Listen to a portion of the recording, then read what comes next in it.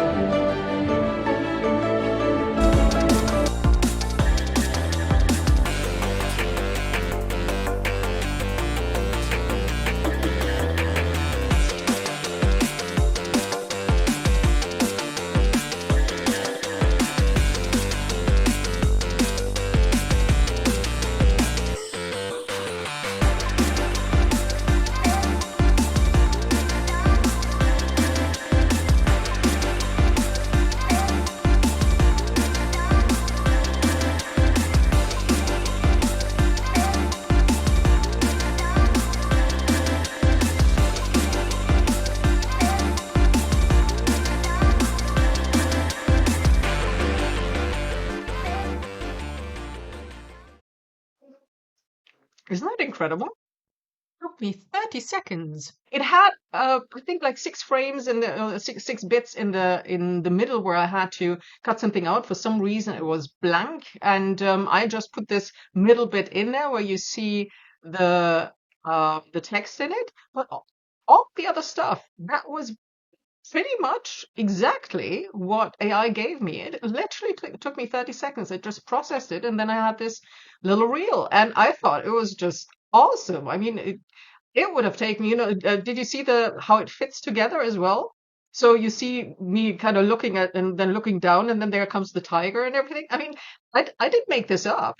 This was AI doing this. So I thought this was an incredibly good um, uh, example. And I did this before all the courses again that I went to, and before any training with AI companies that I've been to. So this is something that somebody can just very, very easily do. And I don't know any other video editing programs, but there are probably quite a few out there. And this program is doing that. So that was the AI bit for today. Now to the win-win bit. I am actually coming to Elon Musk today. And it's not just the cars and the electric cars, but what he is doing lately. And I'm not sure if you would agree with me, but I think there has just been a breakthrough in win-win in this, because he got kind of upset about all these environmental regulations and everything, with SpaceX, and then with his AI companies, he needs to have all this energy because AI takes an incredible amount of energy, and of course, on Earth, that would be a real problem, because if you have all these energy requirements at the moment, they're trying to use oil and gas to do this. This would be really environmentally unfriendly, or some other means that would not be all that good. And then you need the batteries. You need to mine the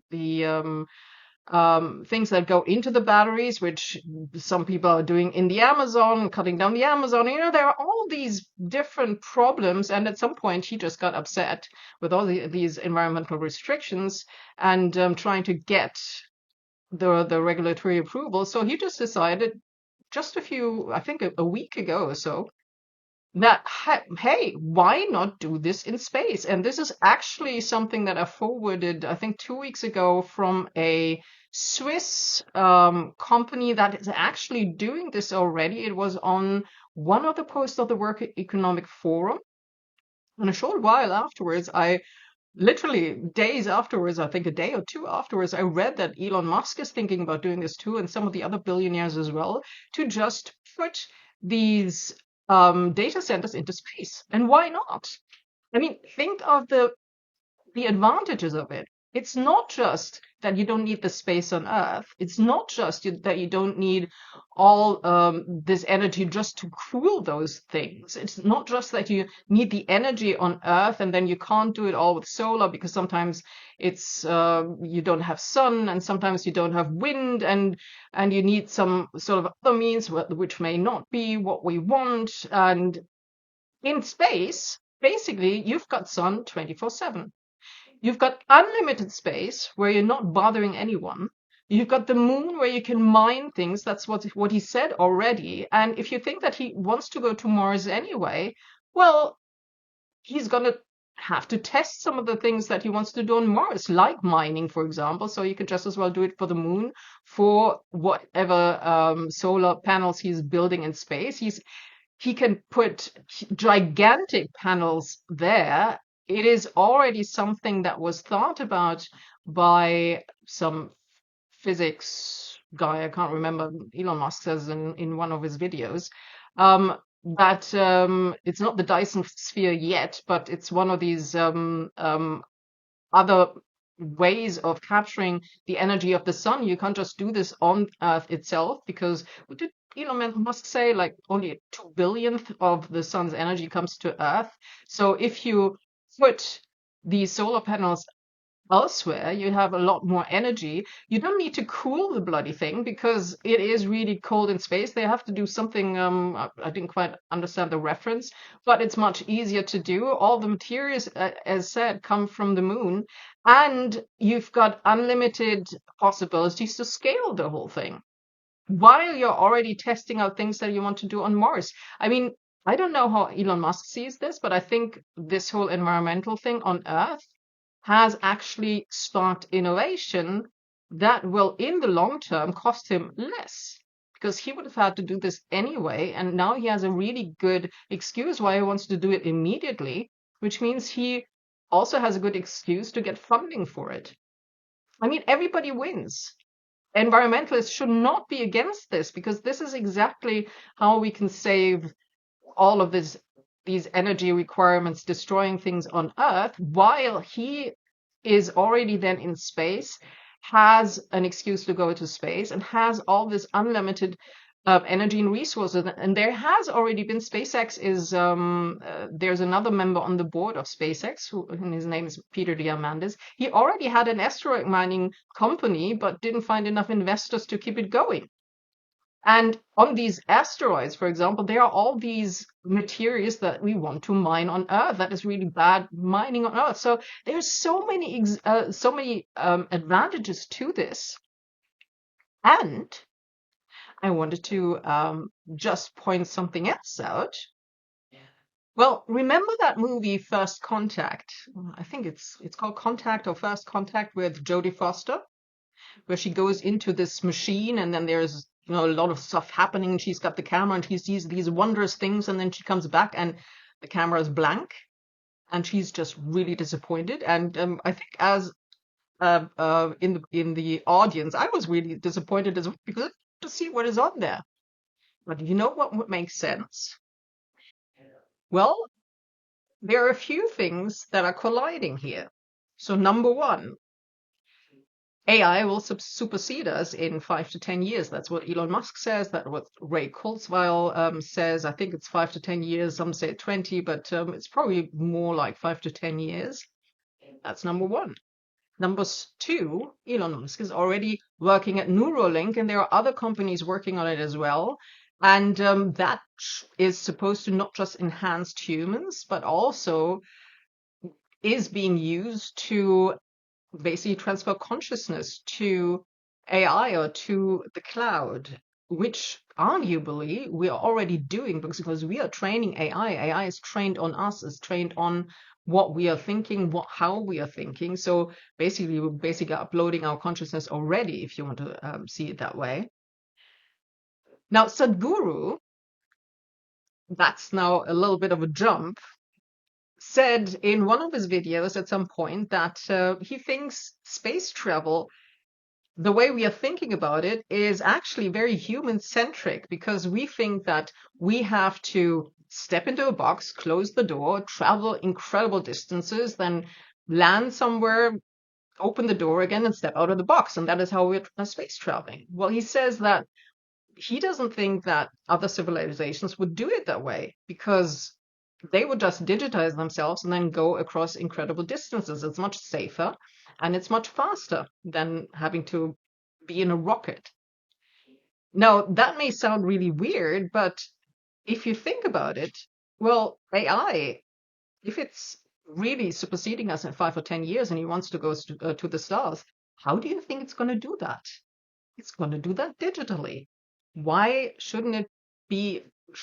Why should it be different on any other planet if they're basically based on the same blueprint of the quantum, which is like the smallest thing or whatever in quantum theory, right?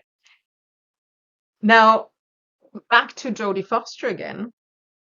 If that is actually how space travel actually works, then space travel in terms of Jodie Foster, well, for starters, it would probably not be the first contact because we would probably already have some contact without actually knowing it or without being completely aware of it.